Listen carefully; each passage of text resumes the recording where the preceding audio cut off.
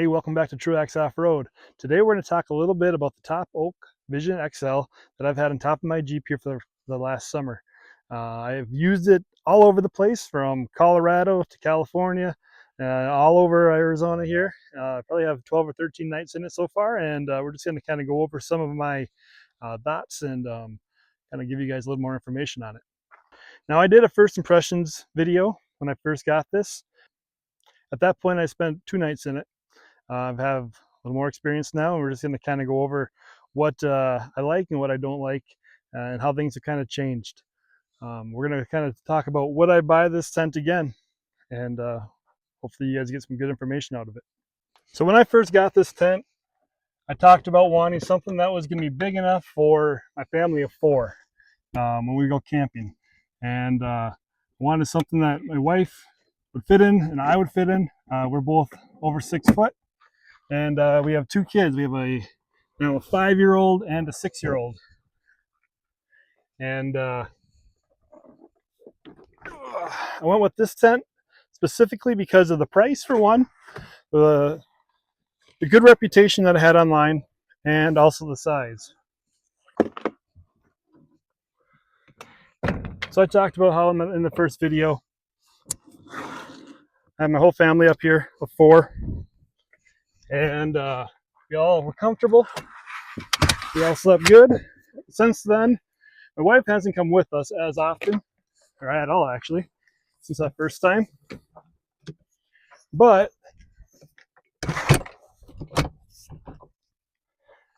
me and the kids have really enjoyed it. So in my original video, I talked about how one of the things I didn't like was the mattress, because I'm a side sleeper. It is pretty thin.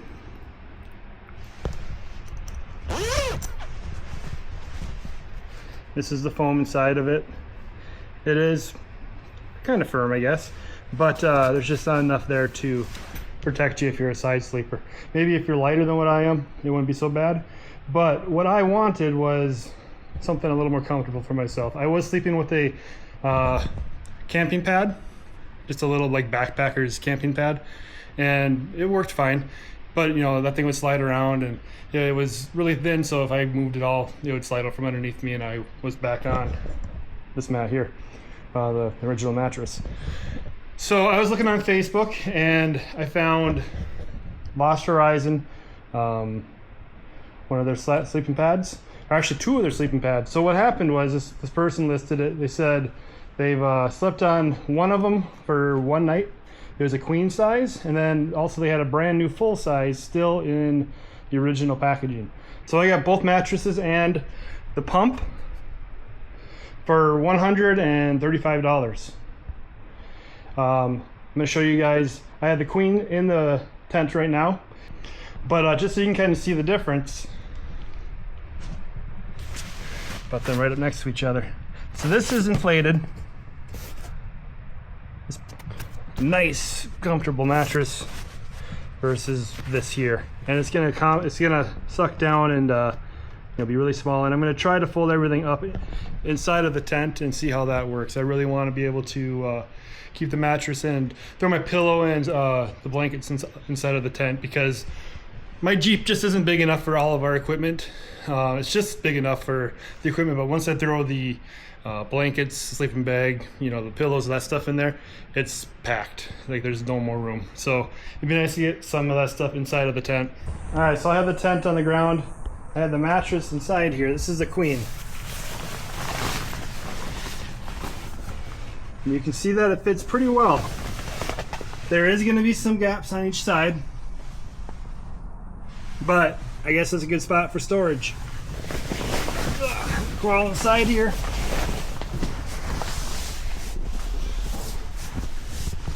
Get a little better look. So I have it kind of centered up. You can see there's probably 5 or 6 inches here,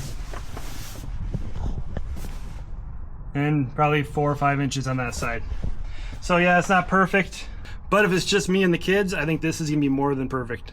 And I want to show you guys all of the stuff that I'm keeping inside. At the very top, I have a body pillow.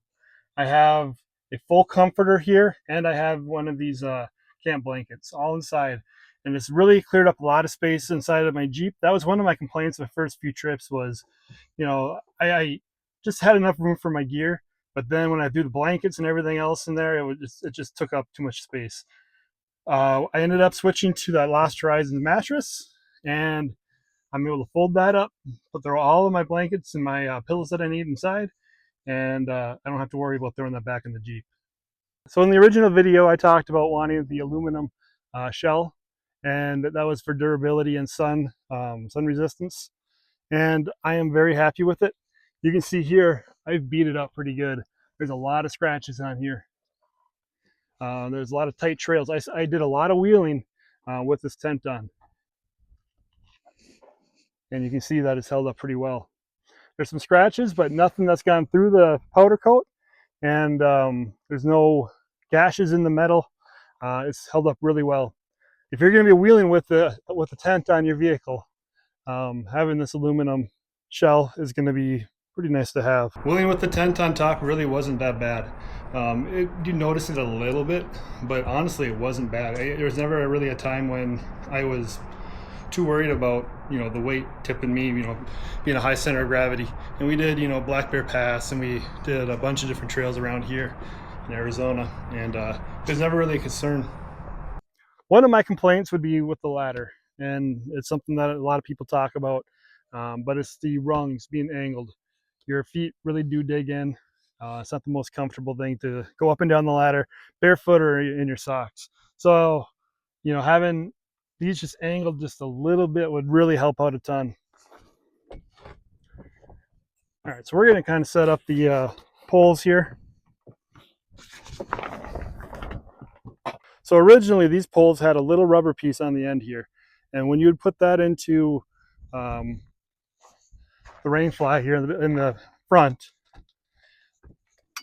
there's a little pocket that this goes into, and every time I would take this out, that pocket would hang on to that rubber piece, and I've lost a bunch of them. So that's one complaint that I have. Now that I know what it's doing, I'm a little more vigilant. I keep an eye on that, but I've already lost a few of them. It's kind of a pain in the butt. I wish I would have glued those in before I started using this a little more. But setup, very easy. I have no complaints at all. I love the setup of this. For what it is, size-wise and the style of tent, I think it's pretty great. All the materials are still looking brand new. Other than a little bit of dirt from being outside, I mean, there's nothing that would show any kind of wear where you wouldn't think this is a brand new tent almost on the inside. Of course, the outside has some scratches from me, doing some wheeling with it. But as far as the materials go, it still looks brand new. It looks great. So one of the things that has been really nice is all the blackout material in here. I think what I'm going to do right now is I'm going to zip everything up and let you guys see how dark it actually gets inside of this tent.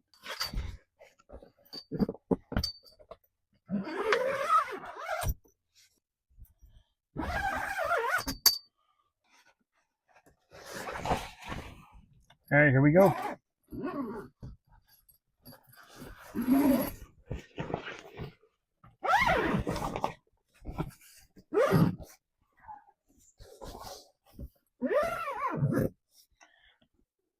So yeah, it's pitch black. So yeah, it really gets dark in here. If I wanted to sleep in here in the middle of the day, I definitely could. But yeah, the materials have really held up well. I've used the heater port a lot.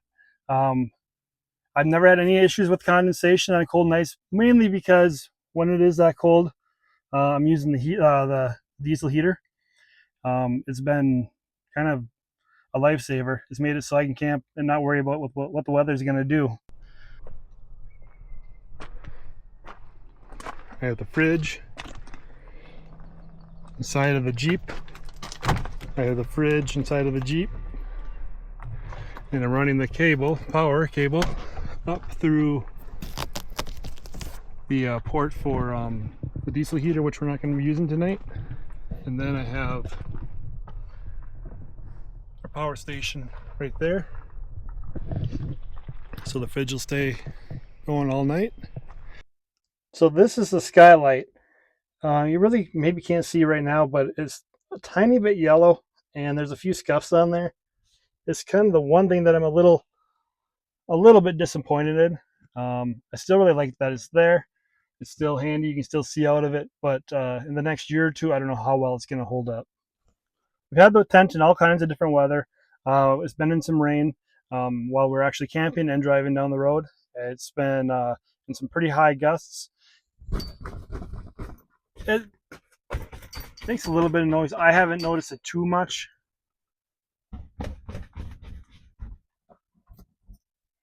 It's not too bad. One thing I might do in the future though is just put some little paracord on those zippers, just to quiet them down a little bit. There's been no leaks from the rain, no condensation. We have used the diesel heater when it's been cold, and that's been a lifesaver. There's plenty of ventilation in here.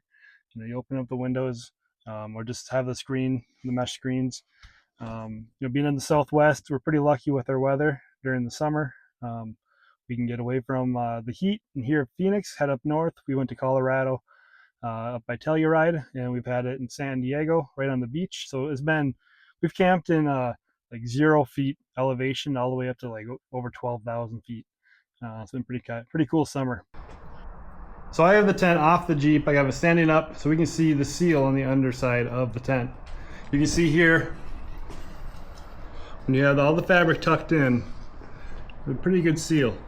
You're not going to have any water that's going to be able to get under there, especially when this is sitting flat on top of your vehicle. So this has been pretty handy to have, throwing your keys in there. The remote for the diesel heater, I just throw that in there at night. My cell phone, just little things that easily get lost. I throw them in there, and it's just a good way to keep track of everything. One other thing I'm not a huge fan of is just how thick it is. So I have done quite a bit of off-roading with this on top. When you get off camber and you're close to a rock or a tree, that extra height, it just gets a little bit closer to some of those obstacles when you're a little off camber. So I wouldn't mind having something a little bit thinner. Also, the weight is very heavy. You need to have 2 people or some kind of hoist to get this thing on and off your vehicle. Especially mine. Mine is so tall. I have a Jeep JL in 40s and 3.5, 3 3/4 inch lift or whatever it is. So it's tall. So you need someone to help you get that thing on and off. Wind noise hasn't been terrible.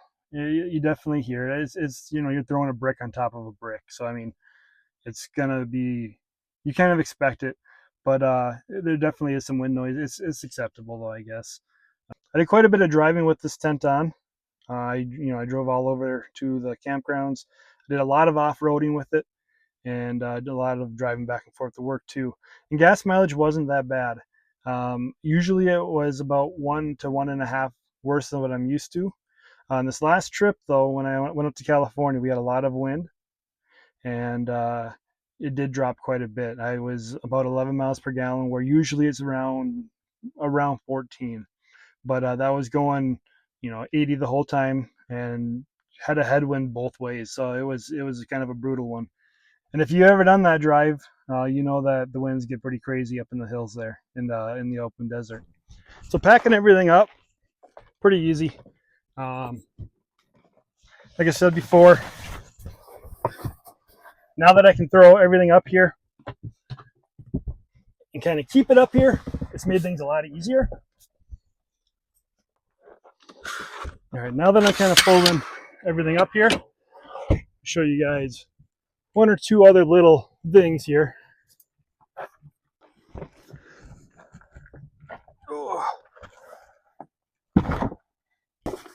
One of the things I struggle with the most, though, is when I fold this up, there's always some material around the edges. You'll be able to see it over here most likely as I close this down.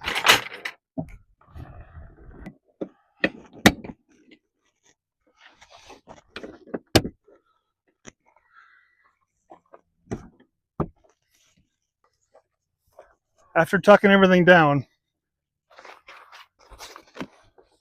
this is a little excessive here, but getting this all tucked back up in here.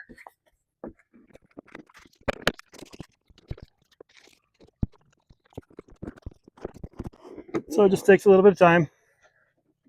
Get it pushed up there. and then it's good again.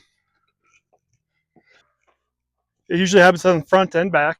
The back is a little bit easier just because I don't have to jump up there and, you know, deal with it that way.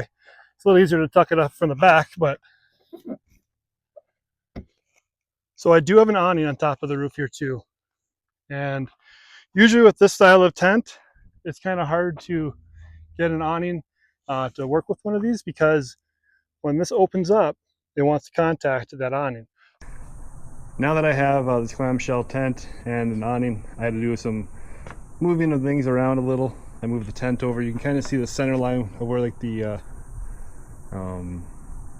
freedom panels are. You can see how I shifted everything over. That little silver bracket right there used to be right in the middle, but now I have it shifted over a couple inches, and that allows this to open up without any interference with the awning. So we should be able to use the awning along with the tent at the same time.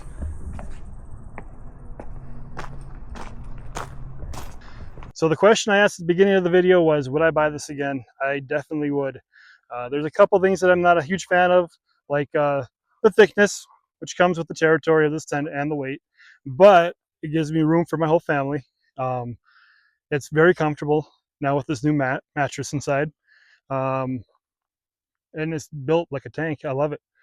I wouldn't mind having a thinner wedge style tent for when I'm not with the family. I'd pop this off, and if I ever go by myself, I would like to have something thinner that's gonna be a little bit better aerodynamically, a little bit quieter, and that might be something down the road that I'm going to check into.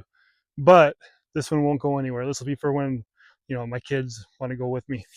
Next year, we're going to go do the Rubicon Trail, and I plan on bringing a tent. I don't know if it's going to be this one, but I'm definitely going to have a tent up there. If I need to, this thing's going with me. So I paid full price for this tent. I was not given this tent by TOPOAK, but they have given me an affiliate link where if you guys were to click on that link, it'll take you to their website, and whatever you buy, I'll get a small little commission, and it helped me out a ton to keep making videos like this and getting out there and camping. So if you enjoy this kind of content, please subscribe to the channel. I'd love to have you guys join me.